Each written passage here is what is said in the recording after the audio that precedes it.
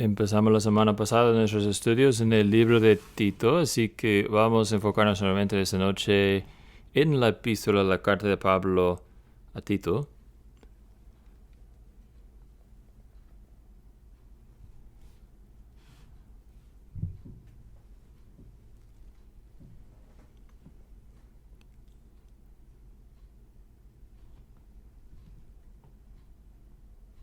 Esta noche vamos a leer versículos 5 hasta 9, Tito capítulo 1, versículos 5 a 9.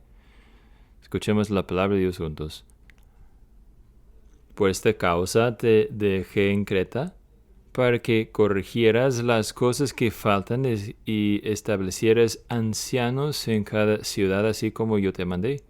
Si alguno es irreprensible, marido de una sola mujer, que tenga hijos creyentes que no estén acusados de disolución, ni sean contumeces, porque es necesario que el obispo sea irreprensible como administrador de Dios, no soberano, no soberbio, no iracundo, no dado al vino, no pendenciero, no codicioso de ganancias deshonestas, sino hospedador, amante de lo bueno, prudente, justo, santo, templado, retenedor de la palabra fiel, que es conforme a la doctrina, para que también pueda exhortar con sana doctrina y convencer a los que contradicen.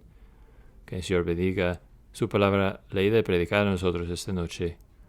Muchas veces el amor se revela en los detalles, ¿no?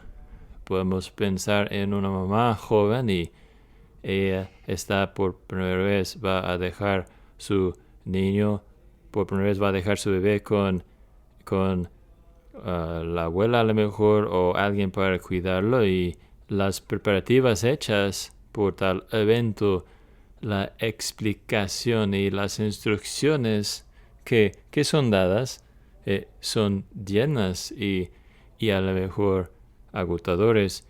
El amor es mostrado, ¿no?, en los detalles. Pablo tiene muchos lugares en mente, en su mente, mucha gente en su mente.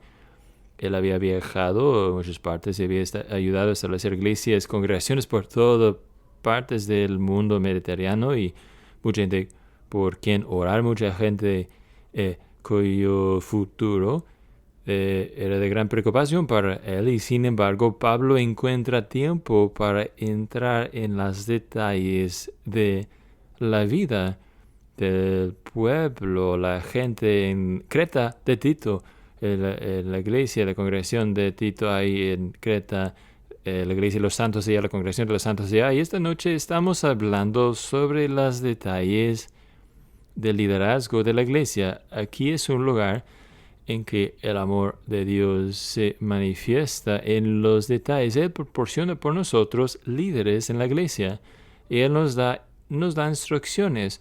Y a lo mejor usted se ha preguntado a sí mismo, ¿por qué es que una carta como Tito se encuentra en la Biblia? Podemos entender cartas escritas a iglesias, no congregaciones, pero Tito tiene una posición que no es exactamente un paralelo uno a uno a ninguna de nuestras oficios de liderazgo actual. Así que, ¿cómo eso? ¿Por qué es que Tito, la carta de Tito y primero y segundo Timoteo, por qué son preservados por nosotros y puestos en sus hogares respectivos en el Nuevo Testamento? Bueno, es porque lo que Pablo da a Tito y Timoteo no son instrucciones meramente para el principio de la iglesia en el Nuevo Testamento, sino para nosotros también casi 2000 años después.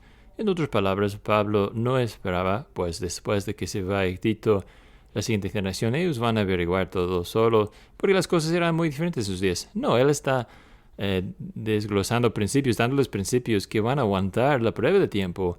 Y Pablo está dando lo necesario, porque lo que Pablo da a Tito y Timoteo, no solamente para la iglesia en sus días, sino para la iglesia en nuestros tiempos también. Así que esta noche estaremos hablando algunos momentos sobre la provisión de Dios del liderazgo en la iglesia. Quiero notar 4 cosas que vemos en nuestro texto esta noche. La primera es el oficio. El oficio. el oficio que Pablo está hablando aquí. Y mientras vemos esos versículos, podemos reunir o recolectar algunos puntos de enseñanza importantes. Y uno es, como ustedes verán, que hay dos nombres diferentes dados a este oficio, ¿no?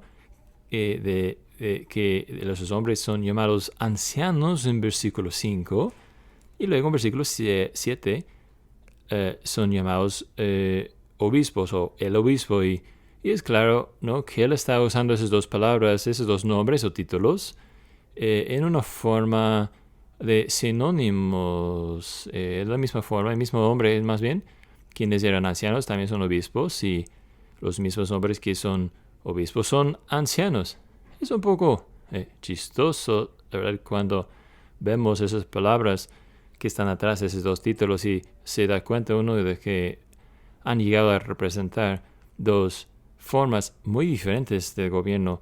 La palabra griega del anciano es presbyteros, de lo que llegamos a tener nuestro sistema presbiteriano de gobierno, y la palabra atrás de obispo o administradores, episcopos, el sistema episcopal del gobierno de la iglesia. Pero son sinónimos esas palabras, dos títulos, dos nombres para la misma clase de liderazgo. Así que una de las cosas de que somos enseñados aquí, que no hay una jerarquía de liderazgo o oficios en la iglesia. No hay, por ejemplo, ancianos o obispos, si quiere llamarlo usted así, que tenga cierto nivel de autoridad, y otro grupo de ancianos o obispos más encima de ellos que tengan mayor autoridad que los demás. No, ancianos son obispos son ancianos. El anciano habla más de su carácter, mientras obispo habla más de su trabajo, su deber, ¿no?, de supervisar o administrar. Pero eso nos dice algo. Eso nos ayuda a entender qué es lo que hacemos y cómo funcionamos, porque sí, no hay algunos ancianos más importantes que otros ancianos. No hay obispos o administradores que tengan más autoridad que otros administradores o obispos.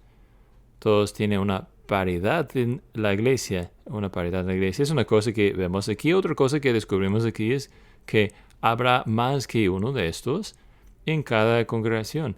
En otras palabras, habrá una pluralidad de ancianos en cada congregación, y usted puede ver las direcciones que Pablo da aquí a Tito, las instrucciones que debe asignar en plural ancianos, establecer ancianos en cada ciudad, versículo 5. Nosotros descubrimos la misma cosa en el libro de Hechos, en Hechos 14, mientras leemos que Pablo viajaba por todos lados apartando o asignando más bien ancianos plural en cada congregación. Hay mucha consolación en esto, ¿no? A darse cuenta de que no hay que el poder o autoridad no está en un solo individuo, una sola persona, sobre la congregación local, que hay que ser un cuerpo, un grupo de ancianos con su liderazgo combinado, con su sabiduría combinada, y juntos sirviendo al Señor de esta forma. Así que no habrá este tipo de figura solitario que está sobre una congregación o sobre un grupo de congregaciones, sino que hay un oficio o pluralidad de ancianos, de obispos dados a la iglesia. Y la tercera cosa que notamos aquí es que este liderazgo es esencial a la iglesia. Sin esto, es una de esas cosas que faltan, ¿no? Vemos este lenguaje en versículo 5, ¿no? Por esta causa te dejé en Creta para que corrigieras las cosas que faltan. Y una de las cosas que faltaban era que estas iglesias, estas congregaciones no tenían ancianos. Es por eso que nuestra comprensión del gobierno de la iglesia, que el oficio del anciano es parte de la esencia de lo que una congregación correctamente establecida es. Así que nuestro sistema, por lo menos hasta que usted tenga unos ancianos locales elegidos, sigue siendo una iglesia de misión, un lugar de predicación, pero no una congregación completamente establecida, porque la congregación falta ese liderazgo de ancianos que Pablo en el Nuevo Testamento lo mencionó como tan importante. Así que ese es el oficio, ese es el orden apostólico que Dios ha dado a su iglesia. Así es como Cristo quiere reinar y gobernar su iglesia a través de esos obispos, ancianos, obispos. Y esto nos dice, lo que nos dice es que el gobierno de la iglesia no es algo de indiferencia, es algo importante a Dios, y nos dio en las Escrituras, Dios nos dio en las Escrituras, que es significante que Él nos da estas palabras similares, muy similares, no solamente a Tito, sino a Timoteo. Dice Timoteo y Tito, aquí están las calificaciones para el anciano. Ambos son dejados para establecer y establecer la iglesia local, y mientras lo hacen, así se va a ver. El oficio del anciano será muy importante en el proceso. Así que si usted se enfoca en Tito o Timoteo o a un libro de Hechos, usted va a ver esa misma instrucción dada a la iglesia. Así que eso es algo sobre el oficio que vemos aquí en nuestro pasaje. Pero hablemos un poco sobre el hombre. Que hablemos un poco sobre el hombre mismo, ¿no? Sobre su carácter. Unas cosas que descubrimos en versículos 6, 7 y 8 sobre el hombre y su carácter.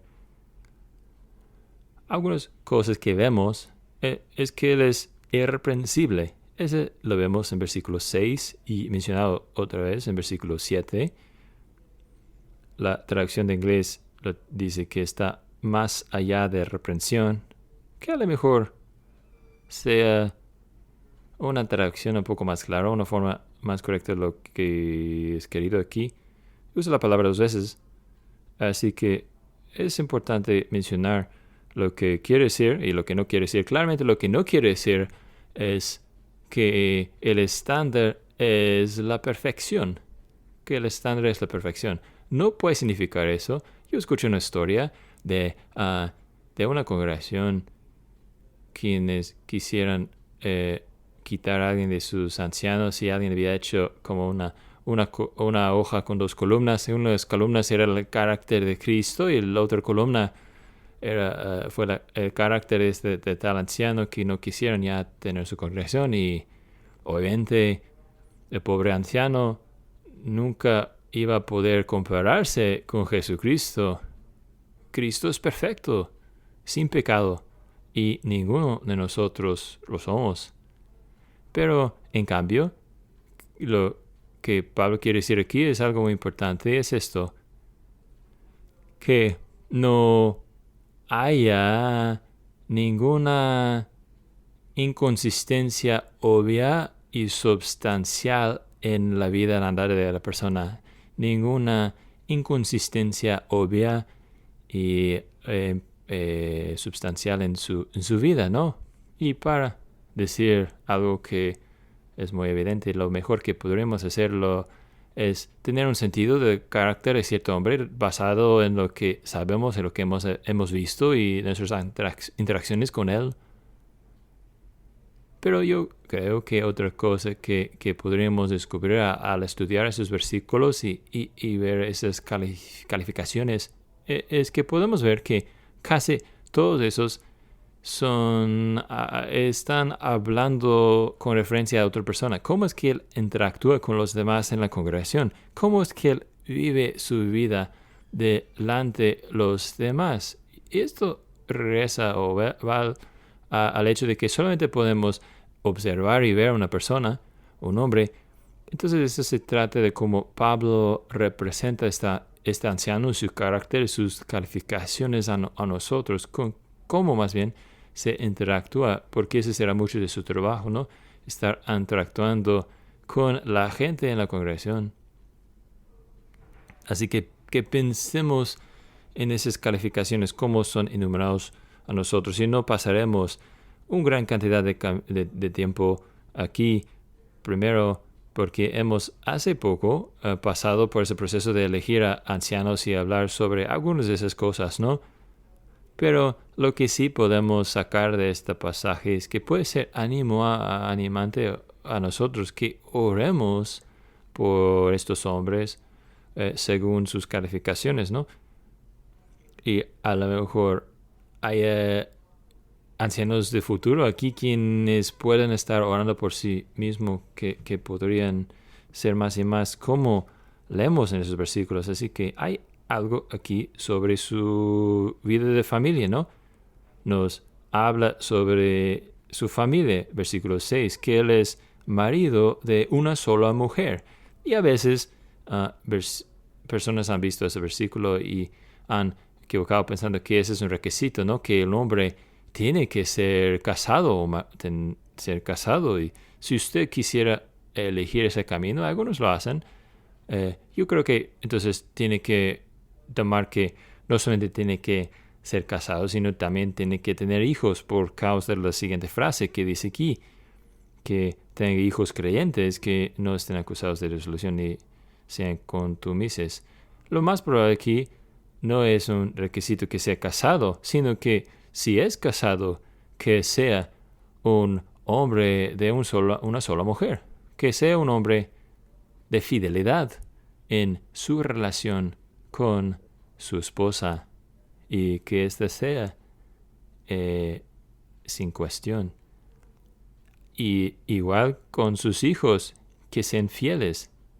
Esta es la pregunta: ¿qué es lo que vemos? ¿Qué tipo de comportamiento vemos en los hijos que aquí está criando el hombre? ¿Disciplina a sus hijos con prudencia?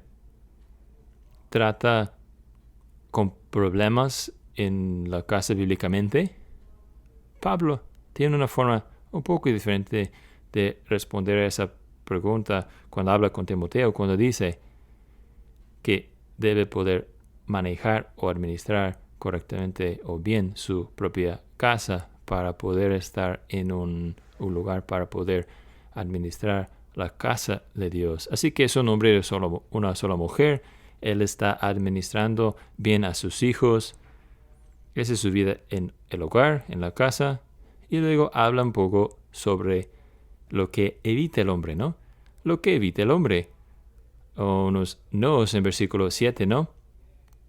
Debe ser reprensible nuevamente como administrador de Dios. Y luego hay varios no's aquí, ¿no? No soberbio, no arrogante. Algunas traducciones lo tiene también.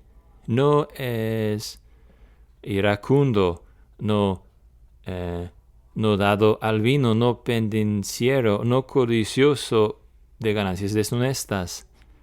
Ahora, ¿qué es lo que combina esos 5 nos o los mantiene juntos todos? Yo creo que todos se relacionan con situaciones muy comunes que van a salir o brotar en la iglesia, en la congregación, o van a salir en el hogar, o en situaciones sociales.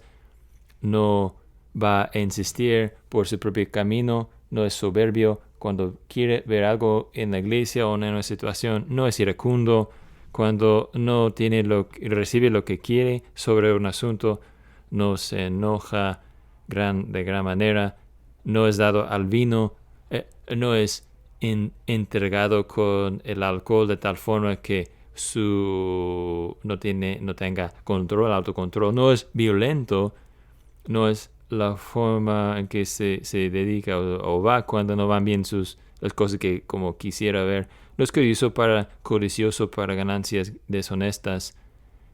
Su interacción con el dinero es una situación en que siempre está buscando aprovechar en cuanto al dinero. Así que hay varios nos que él evita como parte de su carácter. Y luego hay cosas que él persigue. Versículo 8. Es hospedador. Él está listo a dar el bienvenido a ellos quienes necesiten comida, necesitan ayuda. Él es amante de lo bueno. No es meramente que evite la maldad. Eso puede ser algo un poco fácil de ser, no, sino que Él está persiguiendo lo bueno. Él está persiguiendo una vida llena con virtud. Es prudente. Su mente está enfocado en las cosas más importantes en la vida. Es justo o recto. Está siguiendo la ley de Dios. Es santo.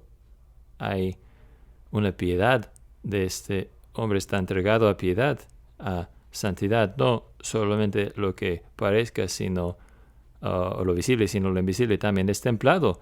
Tiene autocontrol. Vive una vida con autodisciplina. Hay un rigor, podemos decir, una perseguida de estas cosas para su propio crecimiento en gracia.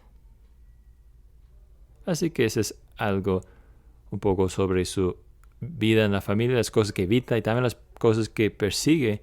Y lo que debe destacarse a nosotros mientras pasamos por esta lista es que la mayoría de esas cosas son cosas que todos nosotros como creyentes debemos perseguir. Así que un anciano no es como que otra especie de creyente que todos los demás en la congregación. Él está persiguiendo las mismas cosas que todos nosotros necesitamos estar persiguiendo, evitando las mismas cosas que todos nosotros queremos evitar, creciendo en todas las formas que todos queremos crecer. Son las mismas cosas que todos queremos ser. Así que todos cristianos iguales ya a cierto grado hemos alcanzado esas cosas, pero Pablo dice en otra parte, quiero que ustedes me imiten a mí mientras yo imito a Jesucristo. Él entiende como creyente que él debe ser un ejemplo. Él debe ser uno que diga, sígame mientras yo sigo a Cristo. Y esto es lo que un anciano es llamado a hacer. Un ejemplo, uno que esté buscando estas cosas, uno que a cierto grado ha obtenido esas cosas, pero sigue buscando crecer en esas cosas. Pero puede ser que no sienta así como a usted como anciano. Yo sé que algunos de nuestros ancianos son sus críticas más fuertes, sus propias críticas más fuertes. Yo recuerdo una historia que también nos recuerda lo mismo. Rabbi Duncan era un predicador escocés y más adelante profesor en el seminario. Fue nombrado rabí por su conocimiento del idioma hebrea, y cuando sus estudiantes lo veían a él, es una cita de una de sus estudiantes, él dice, cuando vemos al rabí, todos nosotros sentíamos que aquí está la mejor evidencia del cristianismo, y en particular la mejor evidencia que hay, algo como una piedad viva y activa. Aquí está un hombre que anda cercanamente con Dios. Sus estudiantes ven eso al ver a su profesor Rabbi Duncan. Por lo mientras Duncan sufría muchos años, bajo un sentido de certeza de su propia salvación. Aquellas cosas, ambas cosas pueden ser ciertas al mismo tiempo con una persona. Usted ve a un hombre en particular o mujer en particular y dice, si el cristianismo es real, así es como se ve el cristianismo, así es como es la fe verdadera, así es como es la piedad, y todo el tiempo esa misma persona en su propio corazón, el corazón de ella, cuestiones que la sacudan. Así que ustedes ancianos y ustedes ancianos futuros, a lo mejor no sientan así con ustedes, pero eso no significa que no sea así. Así que, hermanos y hermanas, yo quiero animarles que animen a sus ancianos, que oren por ellos en estas cosas y animen a ellos cuando hagan buenas cosas, buenas obras, que les den gracias por el trabajo que hacen, porque como dice el libro de Hebreos, ellos vigilan por sus almas como ellos que tienen que rendir cuentas delante de Dios, y así que lo hagan con gozo y no con tristeza. Así que es una cosa genial, ¿no? Que una de las formas que el Señor nos bendice a nosotros es darnos peregrinos compañeros quienes estén a lo mejor un poco más adelantados en su viaje, como ánimos a nosotros, como recordatorios de carne y sangre que Cristo es real y el Evangelio es real, y como Bryan Chapell lo dice, nuestras vidas son líneas encarnacionales al Evangelio, a ellos quienes ahogan en desesperación. Nosotros somos carne y sangre, ejemplos de carne y sangre del Evangelio, mientras salimos buscando administrar en su nombre. Y qué genial es por parte del Señor que podremos ver a otros con sus vidas que muestran que el Evangelio es algo auténtico y que podremos ser nosotros animados en esto. Eso es algo del hombre, ¿no? Un poco de su carácter. Pero, número 3, hablemos un poco sobre su obra, su trabajo. Versículo 9 nos dice, leemos esto, vemos eso. ¿Qué es lo que debe hacer? Bueno, él está reteniendo la palabra fiel que es conforme a la doctrina, para que también pueda exhortar con sana doctrina y convencer a los que contradicen. Vean que hemos llegado ahora a dos de los temas grandes de Pablo en Tito, repetidos nuevamente. Hablamos de eso la semana pasada, de cómo hay 3 temas principales que resaltan aún desde el saludo que Pablo trae a Tito, y la esperanza de vida eterna siendo uno, y el compromiso de la doctrina sana doctrina siendo número 2, y una vida de piedad y buenas obras siendo el número 3. Y aquí describiendo Pablo al anciano, su carácter y su obra, él está tocando 2 de estos temas nuevamente, que el anciano será un hombre de piedad verdadera y buenas obras. Y ahora versículo 9, que debe ser un hombre que retiene a la palabra fiel, que retiene a sana doctrina. Así que usted puede ver que mientras Pablo piensa en aquí tenemos estos hechos fundamentales para con el cristiano, aquí tenemos asuntos grandes en que el cristiano debe enfocarse en uno y otra vez, los ABCs que deben preocuparnos o ocupar nuestra perseguida a través de toda la vida, como dijimos la semana pasada, que él ve como vital a esto que sucede, llega a ser una realidad en nuestras vidas, en la vida de la congregación, vital que haya ancianos, líderes, quienes sean ejemplos de esas cosas, ellos quienes se afieran a la sana doctrina, quienes puedan enseñar a los demás, y quienes están ejemplificando, mostrando piedad en sus propias vidas, capaces de animar a los demás. Y lo que Pablo describe aquí en versículo 9, a lo mejor usted lo piense como una cadena de custodia. Así que aquí tenemos hombres enseñados. En versículo 9 han sido enseñados, y ahora son llamados a retener lo que se han sido enseñados y a ponerlo en práctica en la vida de los demás, para que ellos con sana doctrina, para que también pueda exhortar con sana doctrina y convencer a los que contradicen. Así que ellos han sido enseñados, ellos han sido enseñables ellos mismos, y yo agregaría que siguen siendo enseñables, ¿no? Mientras reciben la verdad de Dios, mora y viva en ellos, Y en una forma vital, ellos se afierran a esto, viven desde esta verdad, prosperan por causa de esta verdad, hablando espiritualmente.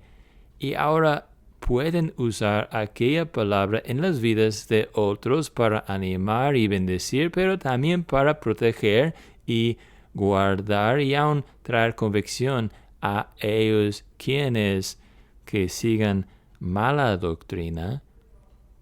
Así que con el anciano hay un componente de soldado, de estar alerta en cuanto al trabajo del anciano. Él está guardando o está protegiendo desde amenazas externas, y también está ayudando y exhortando a ellos adentro, quienes hayan recibido, escuchado enseñanza no bíblica y que puede ser que causa daño a ellos, protegiendo de amenazas externas y también protegiendo ovejas de caerse en falsa doctrina. Pero antes de poder hacer esto, él tiene que ser enseñado él mismo, y tiene que seguir siendo enseñado, seguir aprendiendo más bien, nunca habiendo llegado, sino todavía siendo estudiante de la palabra, todavía buscando crecer en su comprensión de la palabra, usando comentarios buenos libros de teología, conociendo la confesión de fe, conociendo los catecismos, usando sus cosas, no son para su propia aliento, sino usándolos, guardándolos para que él puede ser bendición a otras personas, no para que él pueda ser la policía de ortodoxia, sino que él puede ser pastor, que puede ser bendición, que puede nutrir a la congregación, para que puede advertir a nosotros contra el veneno que hay afuera,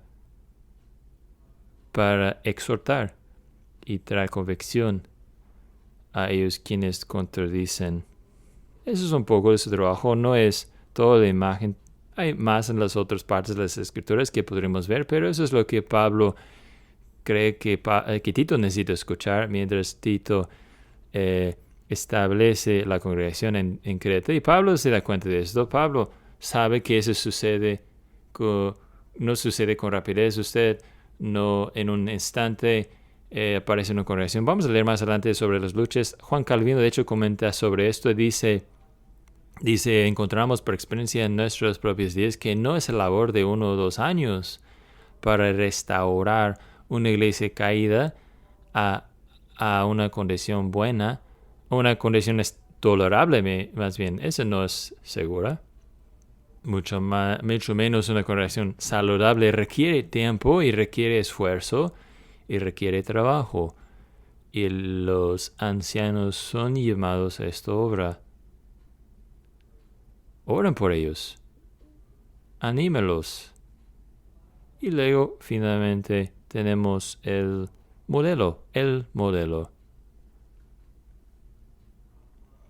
amor de Dios es revelado a nosotros en este oficio del anciano. El cuidado de Dios hacia nosotros se muestra en el oficio del anciano. Debe ser una ayuda maravillosa a nosotros, a un anciano o un anciano aspirante que en el Nuevo Testamento llamaría a Jesús el pastor y obispo, el pastor y obispo de nuestras almas, que Jesús es el obispo, que Él es el pastor, el buen pastor, que también es el gran pastor, también es el jefe de los pastores. Cada descripción, todos son descripciones de Jesús, y que Él compartiría este nombre con hombres débiles, quienes tendría ese oficio en la iglesia para el bien del pueblo de Dios. Ese debe ser ánimo a ellos y ánimo a nosotros, que este es Dios diciendo a su iglesia: yo los amo. Yo puse el título de nuestro mensaje: ¿por qué quedarse en Creta? Y la respuesta obvia ahí está en el texto nuestro. Pero quiero que usted piense en esto también, que Tito se queda en Creta porque él es una muestra del amor de Dios hacia la iglesia en Creta. Como dije la semana pasada, no porque fuera un lugar de vacaciones, no porque este sea el lugar favorito de Tito en todo el mundo en que vivir. Él está ahí para el bien de la iglesia. Y solo piensa en eso algunos momentos. Creta, este lugar fuera de todos los caminos, este lugar no importante del imperio, y sin embargo Pablo dice a Creta: yo he enviado a ustedes uno de mis mejores hombres, y él dará años de su vida a ministrar a ustedes. Me recuerda de la vida de Thomas Boston. Tuve que checarlo nuevamente en Wikipedia, lo dice. Él es uno de los teólogos más perseverante que Escocia ha producido. Sus dos pastorados se encontraban en dos pueblos pequeños, muy pequeños en aquellos días, y casi ni existen hoy día. Simpran y Ettrick. Dos lugares pequeños, lugares fuera del camino, es donde entregó su vida a unas grandes mentes y teólogos de sus días, un hombre con corazón de pastor seguro, que habla mejor del amor de Dios hacia gente como nosotros, sino ver a Dios, amarnos sus regalos de amor y darnos gente que es mejor que merecemos. Dios diciéndonos a través de estos hombres que Dios coloca en nuestras vidas: te amo, te cuido. Es cierto, no hay gente pequeña, no hay lugares pequeños en el reino de Dios. Él los ama. Y mientras pensemos en acercarnos a su mesa esta noche, aquí al reunirnos alrededor de la mesa del Señor, lo que el Padre nos está diciendo es: yo envié mi mejor.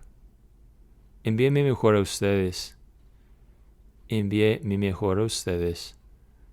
Ustedes pequeños y yo pequeño recibimos lo mejor de Dios. Recibimos su propio Hijo. Y su propio Hijo nos puede decir: yo les entregué mi mejor. Yo les entregué mi todo. Les entregué mi vida porque los amo. Amén. ¿Podrían orar de pie, por favor?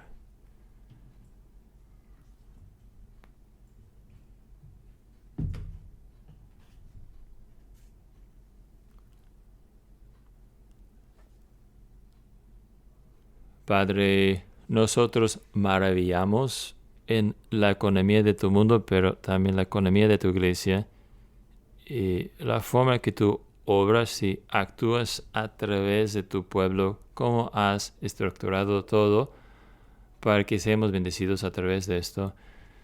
Señor, nosotros como hombres no alcanzamos tu estándar de lo que nos llamas a hacer, y aún así en nuestra debilidad, tu amor nunca falla de brillar. Así que te damos gracias, nuestro Dios, que mientras vemos esto, pero aún más cuando vemos a la cruz, mientras vemos a esta mesa armada delante de nosotros, encontramos a un Dios que ha proporcionado por nosotros abundantemente y nos ha mostrado su amor al grado más grande que podríamos imaginar. Así que te bendecimos en esas cosas. Pedimos, oh Señor, que animes a ellos quienes hicieron como ancianos, que sigas levantando de entre nosotros ellos quienes servirán en esta forma, y que sigas, oh Señor, proporcionando abundantemente para con tu iglesia. Pedimos en el nombre de Cristo. Amén.